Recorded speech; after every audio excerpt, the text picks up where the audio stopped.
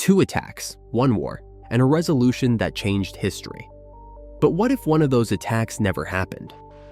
The Gulf of Tonkin Incident sparked America's full-scale involvement in Vietnam, yet behind the official story lies a web of miscommunication, radar errors, and possible deception. Was it a tragic mistake, or a deliberate move to escalate the conflict? Let's unravel the mystery of the events that led to one of the most controversial wars in American history. Relying on intercepted North Vietnamese Navy communications that seemed to indicate a planned attack, Defense Secretary Robert McNamara presents the case for retaliation. President Johnson ordered airstrikes on August 5th against North Vietnamese coastal bases in Vinh. In the raid, 2 U.S. planes are shot down and 1 pilot is killed. On August 10th, President Johnson signed the Gulf of Tonkin Resolution, which authorizes him to repel any armed attack against the forces of the United States and to prevent further aggression. While not a formal declaration of war, the resolution gives Johnson broad powers to escalate U.S. involvement in Vietnam. Congress overwhelmingly approves the resolution, with many members condemning the unprovoked attack on U.S. vessels in international waters. However, Johnson withholds information about the O-Plan and DeSoto missions, and McNamara publicly portrays the Maddox's mission as a routine patrol in international waters. The destroyer was carrying out a mission of patrol in those waters, in international waters. When it was attacked, it replied to the attack and continued to carry out its mission today and will do so the remainder of this week. In the same waters, the president has asked that the destroyer force be doubled and that an AirCap, a combat air patrol, be available at all times on call to it.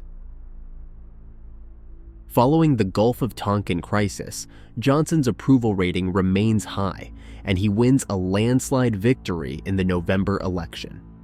Despite this success, he publicly promises to avoid deploying ground troops in Vietnam. So what truly happened in the Gulf of Tonkin? The events of August 2nd are undisputed, as North Vietnam confirms the attack on the Maddox. However, there was no attack on August 4th. The supposed engagement that night stemmed from radar errors, misinterpretations, and heightened tensions. Yet it became the catalyst for a dramatic escalation in the U.S. commitment to the Vietnam War. The second incident in the Gulf of Tonkin, which catalyzed U.S. escalation in Vietnam, was likely caused by a combination of radar anomalies, weather conditions, crew stress, miscommunication, and poor visibility. According to the Maddox's logs, 25 probable torpedoes were detected during the supposed attack on August 4, 1964. However, the North Vietnamese Navy possessed only 12 torpedo boats, 3 of which were damaged after the August 2nd attack, and each boat carried just 2 torpedoes. The frequent course changes of the Maddox likely created sonar echoes that mimicked multiple incoming torpedoes, confusing the crew. Had a genuine attack occurred, North Vietnam would likely have confirmed it for propaganda purposes, but they consistently denied it.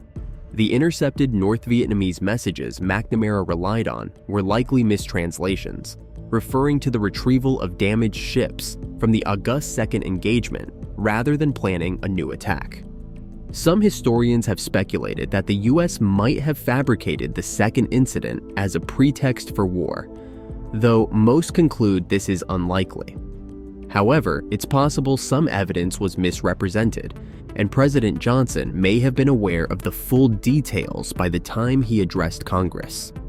Yet, having already made public declarations about the attack and his intention to respond, Johnson pressed forward, declaring, "The determination of all Americans to carry out our full commitment to the people and to the government of South Vietnam will be redoubled by this outrage. Yet our response for the present will be limited and fitting." Although Johnson secured the Gulf of Tonkin resolution, he hesitated to fully utilize it. U.S. planners compiled lists of bombing targets in North Vietnam, but initially held back. Instead, American planes began secretly bombing the Ho Chi Minh Trail in Laos. This restraint ended in early 1965. On February 7th, Viet Cong forces attacked American advisors at Camp Holloway. killing 8 Americans and destroying or damaging 25 aircraft.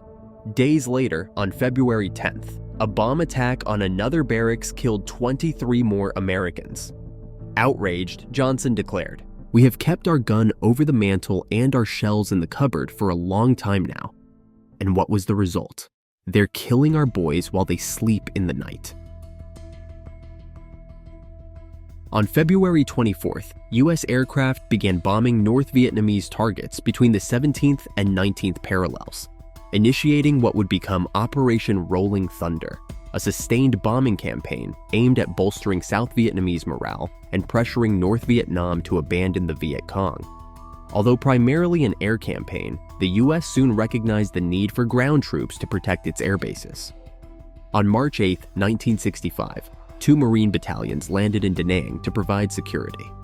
Their presence provoked further Viet Cong attacks. The bombing campaign also failed to significantly hinder Viet Cong activities. Instead, North Vietnam increased its infiltration efforts, with regular troops occasionally crossing the 17th parallel.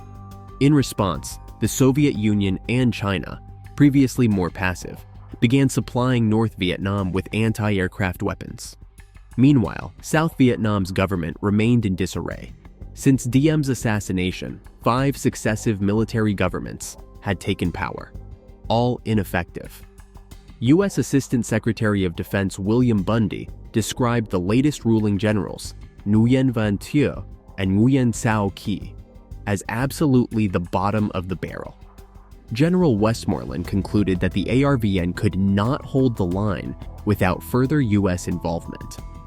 By July 1965, Johnson approved the deployment of 50,000 troops for offensive operations, marking a significant escalation.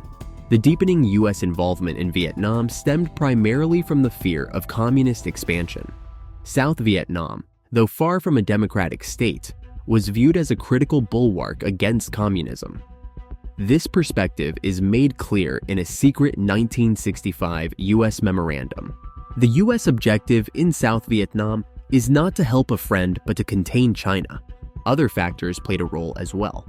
Abandoning South Vietnam after making public commitments would have been a global and personal humiliation for Johnson.